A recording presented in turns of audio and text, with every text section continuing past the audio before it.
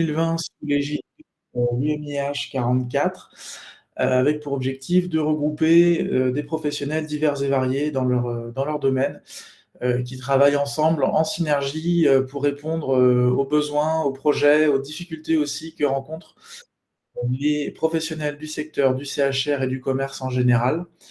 Donc association qui regroupe des professionnels d'horizons, assez divers et variés. Effectivement comme moi, avocat, vous avez expert comptable, vous avez, agent immobilier, d'affaires, vous avez, architecte d'intérieur, communication et cetera et donc l'objectif de ces webinaires est de vous proposer, des points d'étape sur les expertises, qui sont présentes, au sein de l'association et de vous fournir un premier éclairage, sur ce que nous pouvons, du coup aussi, proposer comme accompagnement. Donc aujourd'hui, nous nous retrouvons pour cette première édition qui va porter, sur le volet juridique et la question, du bail commercial qui est structurante dans tous les secteurs d'activité, du commerce de manière générale et en particulier, dans le CHR puisque la plupart des exploitations se font, dans un cadre, locatif. Donc toutes et tous, vous êtes amenés, à croiser, le bail commercial, à le pratiquer, à le négocier, à le signer et donc à devoir ensuite, l'exécuter, vous y plier et l'objectif, aujourd'hui, c'est, voilà, avec une demi heure de présentation, 15 minutes, de questions-réponses à la fin. Vous pouvez poser vos questions tout au long de la présentation, directement dans le chat et on fera, le tour des questions, en fin de présentation. Et bien, c'est de vous fournir un premier tour d'horizon, des points d'attention, auxquels on doit prêter attention précisément, lorsqu'on discute de son bail commercial, lorsqu'on cherche un local commercial, puisque, bah, il va falloir vivre avec, finalement pendant toute votre durée d'exploitation et puis c'est aussi ce avec quoi vous allez devoir, vivre lorsqu'il faudra céder votre affaire puisque vous la céderez avec le bail. Voilà, pour cette, introduction. Alors, peut-être pour resituer la notion, avant toute chose, qu'est-ce que le bail commercial? Eh bien, le bail commercial, c'est un contrat de location qui est conclu pour un local professionnel à usage commercial. Finalement, tout tient dans cette définition, hein. Donc c'est un bail comme on en trouve dans des situations tout à fait, variées. On connaît plus plus facilement en général le bail d'habitation parce qu'on y a tous été confrontés, à un moment ou à un autre et le bail commercial, eh bien, il est régi par des règles propres, issues du code de commerce et aussi connues sous le nom de statut du bail commercial. Et c'est donc là qu'il est intéressant de s'y pencher puisque, bah, ces règles propres finalement, elles ont vocation à s'appliquer que dans le cadre d'un bail commercial, donc on les connaît souvent moins bien et on peut avoir tendance peut-être aussi à confondre avec ce qu'on a déjà, entendu ou pratiqué s'agissant d'un bail d'habitation, d'un bail professionnel pour des locaux, qui ne sont pas à usage commercial comme des locaux de bureaux et cetera. Eh bien, on va parfois, faire des parallèles et passer à côté d'éléments qui sont structurants dans le statut du bail commercial et bah, louper un point de négociation, qui peut être intéressant. Le bail commercial, on doit le distinguer du bail dérogatoire qui est moins protecteur. Qu'est-ce que le bail dérogatoire? C'est un bail qui est conclu sur un local professionnel à usage commercial, comme le bail commercial, mais les parties vont décider de ne pas se soumettre au statut du bail commercial. Le législateur l'autorise pour autant que, la durée, de ce contrat et de ses éventuels, renouvellements soit inférieure à 3 ans. C'est-à-dire que quel que soit le nombre, de baux dérogatoires qui seront conclus sur un même local avec un même locataire, eh bien, on ne pourra pas aller au-delà de 3 ans. Donc c'est une location vraiment, courte qui n'a pas vocation à s'inscrire dans la durée. Donc là, le statut du bail commercial ne s'applique pas, donc on a un contrat qui est beaucoup moins protecteur, hein. Les parties doivent, finalement tout négocier, tout inclure et lorsque ça n'est pas, lorsque les choses n'ont pas été précisées dans le contrat, eh bien, on a très peu d'outils dans la loi qui protègent, le locataire, contrairement au bail commercial où là on a des outils qui viennent, rééquilibrer un peu la relation en faveur du locataire. On va distinguer aussi le bail commercial du bail professionnel, donc qui est un bail conclu pour un local professionnel, mais qui n'a pas un usage commercial. On va appliquer ce statut plutôt aux professions libérales, Là, on est sur des contrats qui sont, aussi, plus courts, qui n'ont pas, et sur un statut qui est, très bref, hein, qui tient en quelques lignes et qui n'est pas, voilà, un véritable chapitre, d'un code. C'est quelques lignes, d'une loi, assez ancienne. Et enfin, on fera attention aussi à tout ce qui est convention d'occupation du domaine public, hein, qui ne bénéficie pas du statut, du code de commerce et du bail commercial, puisque là, donc, ce sont les opérations dans lesquelles vous êtes amené à conclure, un contrat d'occupation avec une personne publique sur son domaine public. Voilà, typiquement, vous louez un espace, dans une aérogare, dans un aéroport ou dans une gare SNCF et cetera. Voilà, c'est assez fréquent, il y a énormément de corners de restauration dans ce type d'endroit. Eh bien, on n'a pas réellement un bail, on a une convention d'occupation de domaine public qui est précaire par nature et qui, là, pour le coup, a un statut propre, mais qui est plutôt déséquilibré en faveur, de l'administration, qui vous loue. Donc, voilà, on fait attention à ne pas mélanger les notions. Tout ce qu'on va se dire aujourd'hui concerne uniquement le bail commercial, classique pour ces situations de location d'un local professionnel à usage commercial. Pourquoi est-il si important ce bail commercial? Eh bien, si je devais donner une réponse simple et directe, c'est que le bail commercial, c'est le socle de la valeur de votre fonds de commerce que vous exploitez dans le local loué.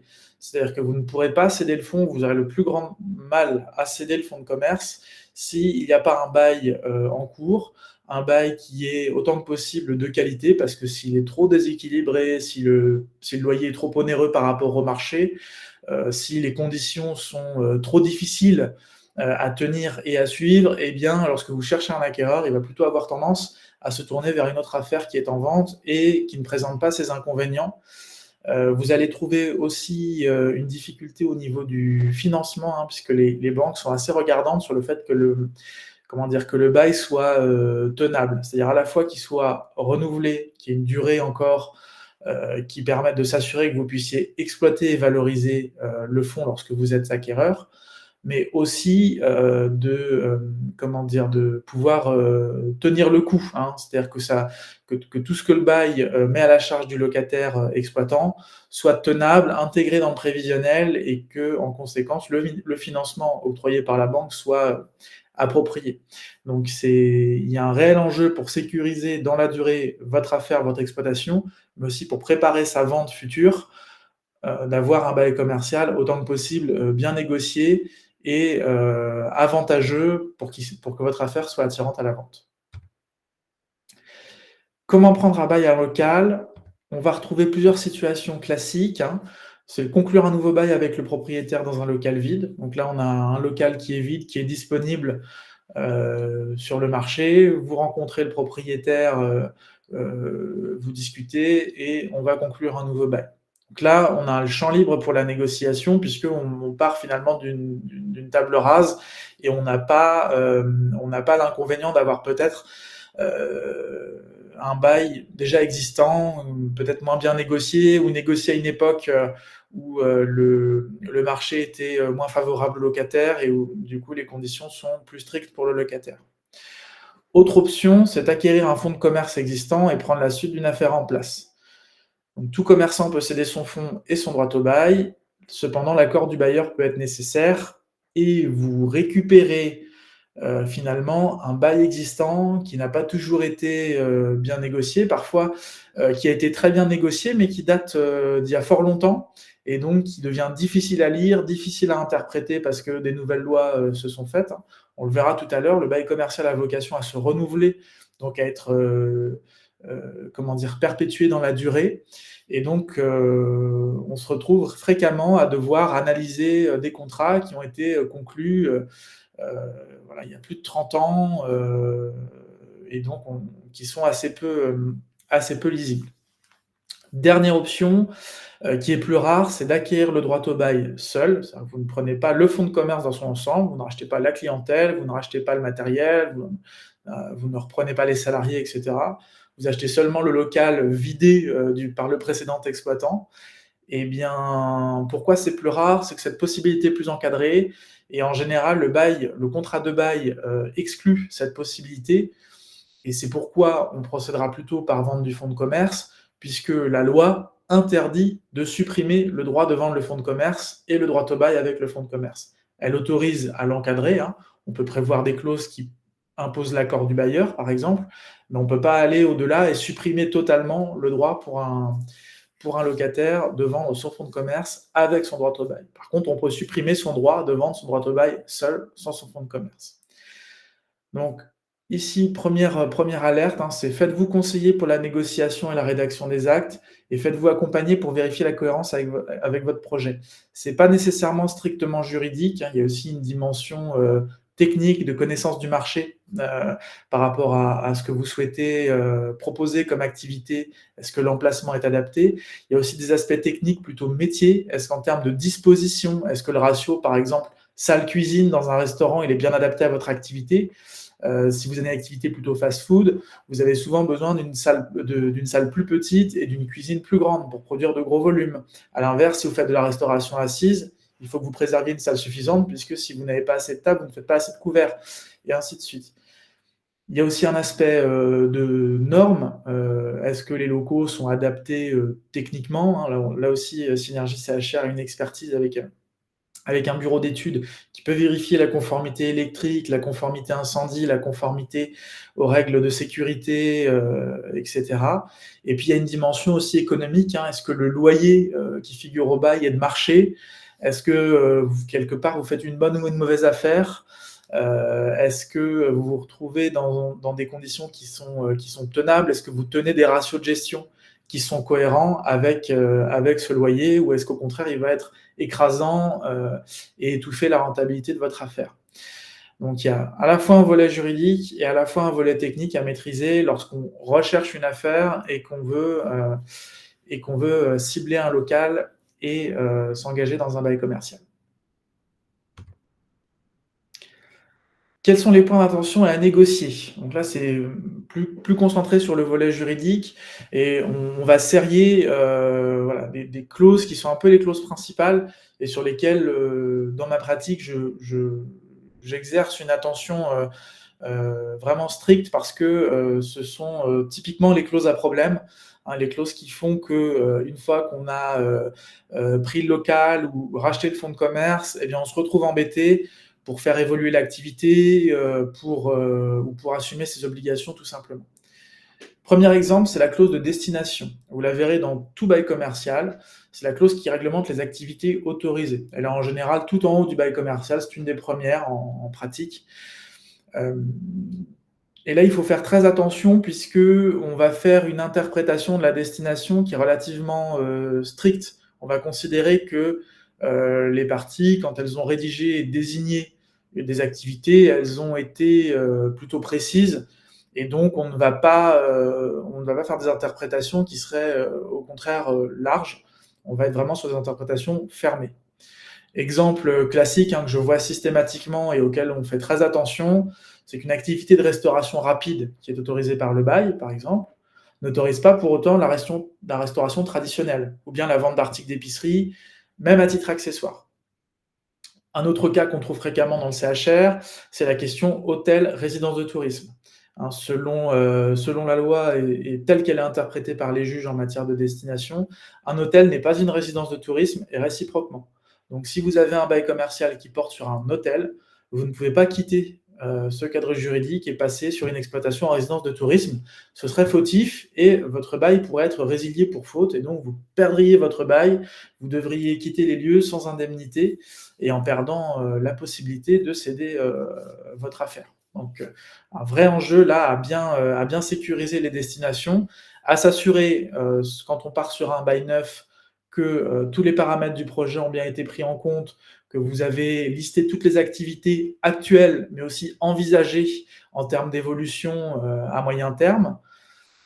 Et si on est sur une acquisition d'un bail existant, quand on reprend un fonds de commerce, eh bien, on va veiller là aussi à ce que le locataire en place respecte bien les conditions de son bail, et donc que l'activité actuelle qu'il vous vend soit bien exercée légalement vis-à-vis du bailleur, et à faire attention aussi du coup à ce que vous puissiez sinon préalablement à vous engager sur l'acquisition du fonds de commerce, faire une condition, le fait que le bailleur accepte de régulariser les choses avec vous et d'étendre les destinations, de les mettre en conformité à l'activité, que vous souhaitez pratiquer dans les locaux. Adjoindre une activité en cours de bail est possible, mais il faut systématiquement l'autorisation du bailleur. On appelle ça la procédure de déspécialisation. C'est un terme un peu barbare que vous croiserez peut-être dans les contrats en les lisant. La contrainte de la déspécialisation, c'est qu'elle peut entraîner une hausse de loyer à terme, puisqu'au moment du renouvellement, on va devoir fixer le loyer à la valeur dite de marché, et donc on tiendra compte du fait qu'une déspécialisation est intervenue. Et autre aspect à ne pas négliger sur la destination aussi, on a souvent tendance à regarder uniquement ce que prévoit le bail. Il faut aussi s'assurer que la destination actuelle et projetée est conforme au règlement de copropriété si le local est en copropriété, mais aussi aux règles d'urbanisme. Par exemple, dans des secteurs où on vous impose en pied d'immeuble du commerce de proximité ou de bouche, là, vous ne pourrez pas, peut-être pas créer une exploitation type dark kitchen ou dark store, qui sont des choses qu'on a vues ces dernières années poser des difficultés de ce type. Deuxième aspect important, c'est la durée. Donc on parle souvent, un peu par abus de langage, il faut dire, du bail commercial en disant 3, 6, 9. L'idée, c'est que la loi prévoit si les parties ne disent rien d'autre dans le contrat, que le bail est conclu pour 9 ans ferme pour le bailleur. Donc lui, le propriétaire bailleur, il est tenu pour 9 ans quoi qu'il arrive, et le locataire, lui, peut sortir, s'il le souhaite, à 3, 6 ou 9. Si la durée qui figure à votre contrat est moindre, il s'agit en général d'un bail dérogatoire qui est moins protecteur. On l'a vu tout à l'heure, notamment, il n'y a pas de droit au renouvellement, pas de possibilité de céder. Et si on prévoit une durée plus longue, c'est tout à fait légal, mais il y a des effets négatifs pour le locataire, comme le déplafonnement du loyer au renouvellement. Si le bail a duré 9 ans et 1 jour, eh bien, au renouvellement, on dit que le loyer est déplafonné. Ça veut donc dire que au renouvellement, lorsqu'on va fixer le nouveau loyer pour les 9 ans qui viennent à la valeur locative de marché, on n'aura pas un effet modérateur qu'on appelle le plafonnement, qui est prévu par la loi et qui fait en sorte que l'augmentation soit un peu plus progressive, un peu modérée par rapport à ce qu'elle serait dans le jeu normal du marché. Donc voilà, une attention à ça. On voit ça très classiquement dans les négociations. Parfois, on vous dit on va mettre 9 ans et 15 jours pour tomber le 31 décembre, ce sera parfait, ce sera plus simple. Attention, il y a un effet de bord qui est quand même pas négligeable, et donc parfois il vaut mieux rester sur 9 ans et pas dépasser même d'une journée. On fera attention aussi aux baux qui sont conclus pour une durée supérieure à 12 ans, puisque là, il y a un petit peu d'impôt à payer à la signature, il faut passer par la case de l'enregistrement au service des impôts, donc il y a des frais à prévoir aussi en plus. Et en cours de bail, on fera attention, donc dans les 6 mois de la fin, à bien déclencher le renouvellement. Il y a une procédure qui est prévue par le code. Le locataire ou le bailleur peuvent prendre l'initiative de contacter l'autre. Alors c'est normé, il faut un écrit, une lettre recommandée qui doit comporter certaines mentions obligatoires ou un acte d'huissier dans certains cas. Et c'est cette lettre qui fait déclencher le renouvellement, puisqu'elle donne à l'autre partie un délai pour soit y répondre en disant d'accord sur le principe, mais je ne suis pas d'accord avec vous sur la proposition de loyer, soit accepter purement et simplement, soit refuser et payer du coup pour le bailleur une indemnité d'éviction, si c'est lui qui refuse et qu'il n'a pas un motif légitime pour refuser. Donc c'est une procédure qui est assez stricte, et pourquoi on doit y faire attention, c'est que si on ne la fait pas dans les 6 mois de la fin du renouvellement, on arrive dans une période qu'on appelle la tacite prorogation, c'est-à-dire que le bail ne prend pas fin pour autant, il reste un petit peu là, existant dans le vide, dans l'attente que l'une des parties se décide à provoquer le renouvellement. Et donc, c'est assimilable à ce qu'on a vu tout à l'heure avec la question du bail qui est d'une durée de plus de 9 ans. Eh bien, là aussi, on va se retrouver avec la problématique du déplafonnement. Et donc, quand on initiera la procédure, on va retrouver cette difficulté du loyer qui pourra peut-être être augmenté par le bailleur sans plafonnement. Et donc, voilà, il faudra en assumer les conséquences. Donc, ce qu'on retient sur la durée, 9 ans ferme, dès lors que c'est plus long ou plus court, on doit se méfier. Et dans les 6 mois de la fin, on fait attention à bien déclencher le renouvellement, à solliciter son conseil pour être accompagné sur la rédaction des actes, pour être sûr d'avoir des actes qui contiennent bien toutes les mentions obligatoires et qui permettent de produire tous les effets pour que le renouvellement se fasse. Troisième point d'attention, le loyer et les charges. C'est assez important parce qu'on a tendance à beaucoup regarder le loyer lorsqu'on cherche un local et à ne pas regarder ce qui va avec. Alors que finalement, dans votre prévisionnel, il faut être capable de faire tenir à la fois le loyer, mais aussi tous ses accessoires, donc les charges. Qu'est-ce qu'on va retrouver dans les charges? Eh bien, un pas de porte qui peut être demandé en début de location. C'est-à-dire que c'est une somme qu'on vous demande de payer comment dire, à la signature du bail sur le nouveau local. Euh, Dans le jargon, on appelle ça un loyer capitalisé. Voilà, donc il faut le verser à la signature. Ça, il n'y a rien dans la loi qui l'interdit, ni rien qui l'impose, donc c'est vraiment un élément qui est à négocier. Autre élément à garder en tête sur le loyer, c'est qu'il est évolutif et suit en principe la valeur locative de marché. On a déjà parlé tout à l'heure, il y a la question du renouvellement à chaque fin de période de 9 ans, mais on a aussi la révision légale tous les 3 ans, qui permet aux bailleurs d'obtenir une petite augmentation. Et aussi, on peut trouver dans les contrats ce qu'on appelle une clause d'indexation, une clause d'échelle mobile, une clause de révision. Vous verrez parfois ces termes différents qui désignent la même chose. C'est-à-dire qu'on désigne un indice selon lequel le loyer évolue. Donc on va regarder annuellement comment évolue cet indice. En général, c'est l'indice des loyers commerciaux, l'indice du coût de la construction.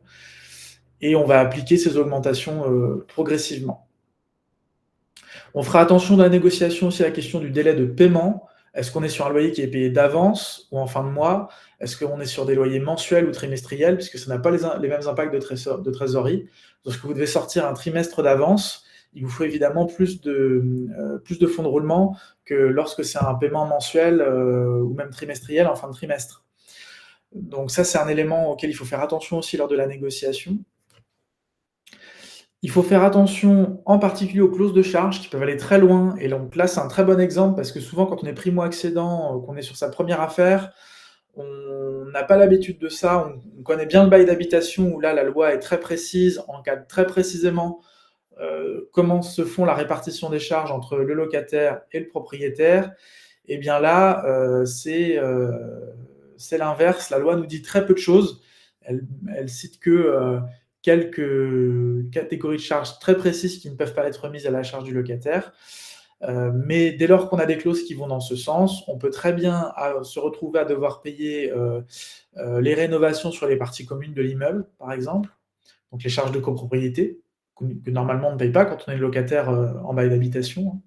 La taxe foncière, qui par nature relève du propriétaire, mais dont il est en droit de se décharger sur le locataire à bail commercial dès lors qu'il y a une clause précise qui le prévoit.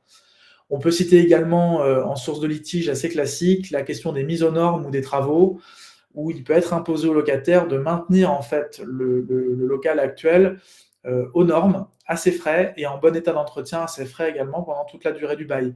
Donc vous pouvez vous retrouver avec la loi qui évolue et qui dit désormais il faut telle qualité de matériaux ou tel dispositif nouveau en termes de qualité électrique, d'économie d'énergie, etc.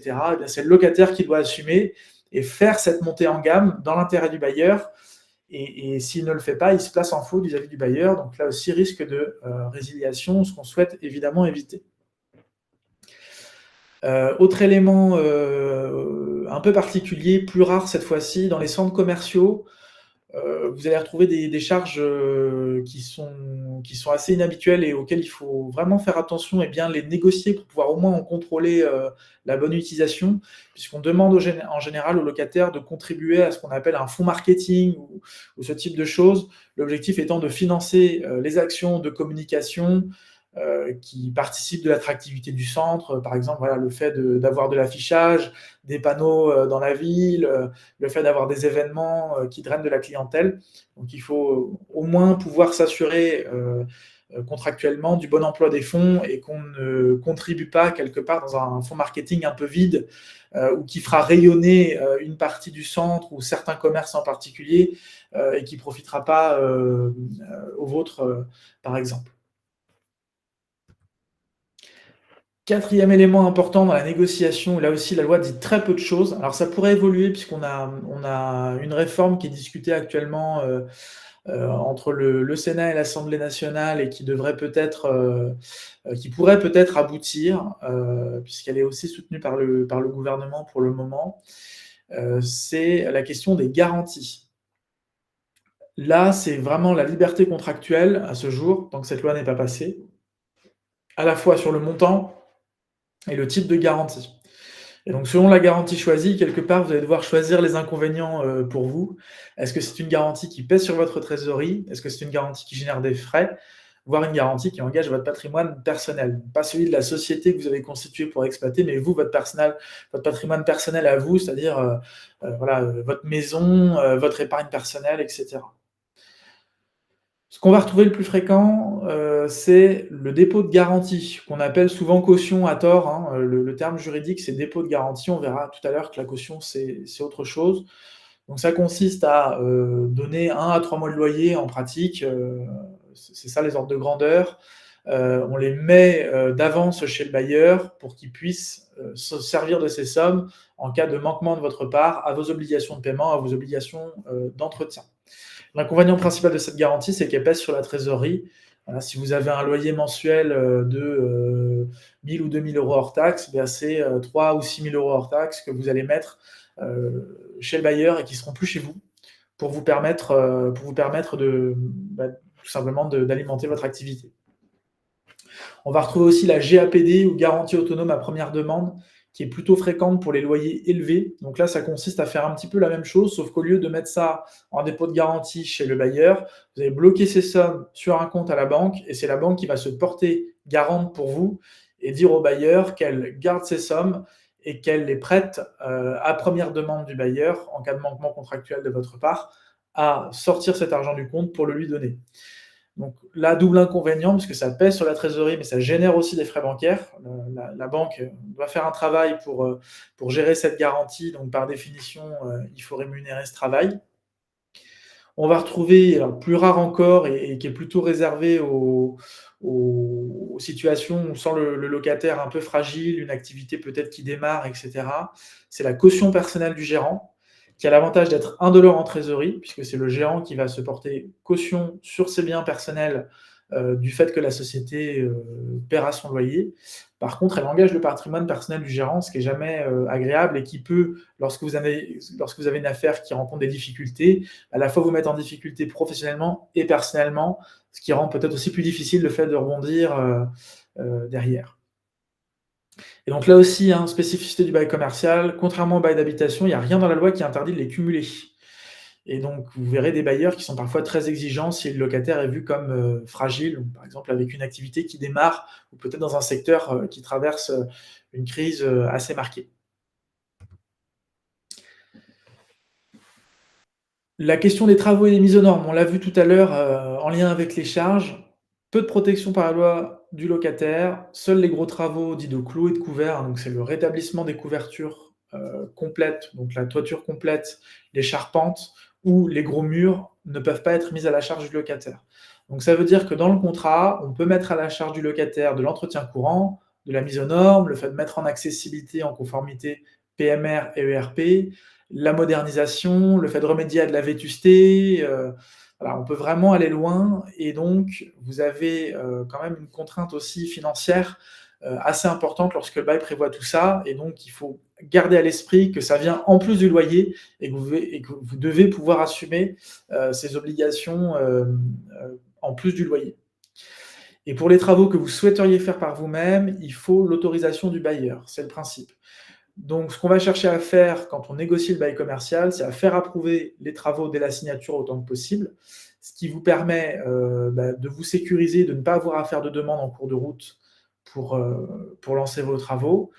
Et puis, on va utiliser aussi, des techniques comme les conditions suspensives, hein, pour imposer en quelque sorte que les autorisations d'urbanisme ou de copropriété soient obtenues en, prévision de la signature du bail, ce qui vous autorisera du coup à vous dégager du bail et à ne pas payer le loyer si finalement les autorisations ne sont pas, données, et ce qui conduira à ce que vous soyez empêché d'ouvrir votre affaire avec, les travaux qui étaient nécessaires pour correspondre à vos besoins. Et enfin, dernier point, la rédaction du bail, je réitère un conseil déjà donné, faites-vous conseiller. Faire un écrit, c'est essentiel parce que juridiquement, on reconnaît le bail verbal, donc c'est assez désavantageux puisque vous ne pouvez pas prouver, le contenu des conditions et donc on va se fier à la loi ou éventuellement à des choses qui auraient pu être dites avant la signature, dans des courriers et cetera.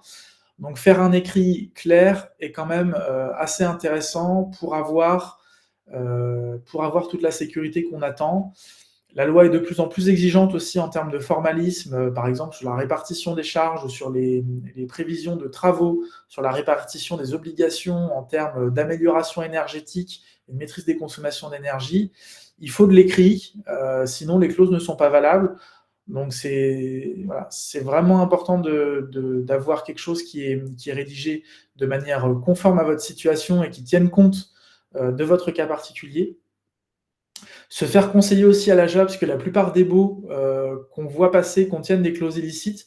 Hein, il y a cette problématique des baux qui sont assez anciens, qui ont parfois été renouvelés sur simple courrier, hein, comme on disait tout à l'heure. Le locataire fait un courrier, demande à renouveler à tel loyer, le bailleur dit d'accord, hop, c'est renouvelé. Pour autant, à chaque renouvellement, on est censé être conforme à la loi qui est en vigueur au moment du renouvellement. Et donc, on a souvent des problèmes avec la loi Pinel de 2014, par exemple. Vous avez des contrats qui ont été conclus peu avant, qui sont en train d'être renouvelés là, depuis 2022, 2023. Et on se rend compte qu'il y a des vraies difficultés à les interpréter et à continuer de les faire exister, alors que la loi a complètement changé certaines choses et qu'il y a des clauses qui sont désormais purement et simplement interdites. Le conseil que je donne de manière générale, c'est qu'il vaut mieux négocier avant de signer et non après, puisque vous perdez un levier important, hein, qui est que le bailleur est aussi en demande d'avoir un locataire sur place, de remplir son local et de percevoir des loyers. Donc c'est souvent un meilleur moment pour négocier. Lorsque le contrat a été conclu de manière un peu défavorable, eh bien, si la loi n'a rien prévu pour vous protéger sur ce point précis, on a souvent très peu de leviers pour inviter le bailleur à revoir sa position. Et dernier conseil sur la rédaction, chaque partie a son conseil. On fait souvent l'erreur de se dire on va prendre un rédacteur unique, ce qui est une position qui est jamais agréable quand on est rédacteur, ce qui m'arrive, hein, puisqu'on doit un peu ménager la chèvre et le chou. Et donc si on doit être bien défendu et avoir la certitude d'avoir un bail qui nous correspond, ou s'il y a des aspects qui ne nous correspondent pas, au moins d'avoir été parfaitement informé de ce que ça impliquait, des risques pour nous, de comment on pouvait s'en prémunir, est-ce qu'on n'a pas oublié un élément dans le prévisionnel pour s'assurer que l'opération tient économiquement. Eh bien, c'est intéressant d'avoir pour chaque partie son conseil. Et donc, les honoraires de rédaction sont libres. C'est un secteur sur lequel tous les professionnels sont en concurrence, hein, que ce soit notaire, avocat. Il n'y a pas de tarif prévu par l'État, etc., comme on peut connaître quand on achète une maison où les notaires sont tarifés par l'État.